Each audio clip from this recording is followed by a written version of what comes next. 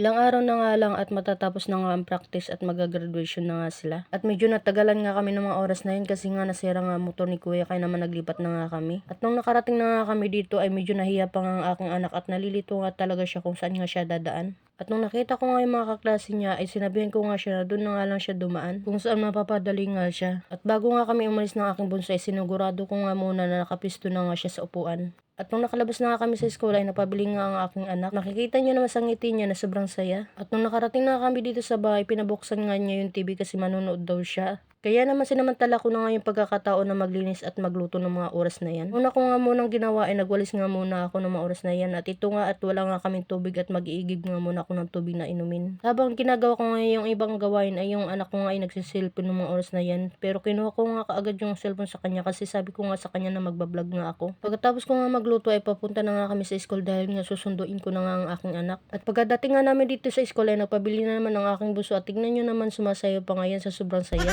Pagkatapos nga namin mag-food trip ay sumilip nga kami dito sa gate at malapit na nga silang matapos at ay na nga nakasakay na nga kami sa padjak. At sa sobrang pawis ko nga ng mga oras na yan, ramdam na ramdam ko nga yung init ng panahon. At dahil nga sa music ni kuya sobrang nag-enjoy kami ng mga oras na yan at tignan nyo naman ang mga anak ko ay tuwang-tuwa nga. Tignan rin ako napasayo na nga at nakababa na nga pala kami sa padjak at tignan nyo naman yung aking bunso ay tumatakbo pa nga. Nung nakatulog na nga aking mga anak sa tanghali ay ito na nga oras na nga ng merienda. At hanggang dito na lang ang aming video, sana ay panoorin nyo pa ang susunod na aming video. Maraming salamat.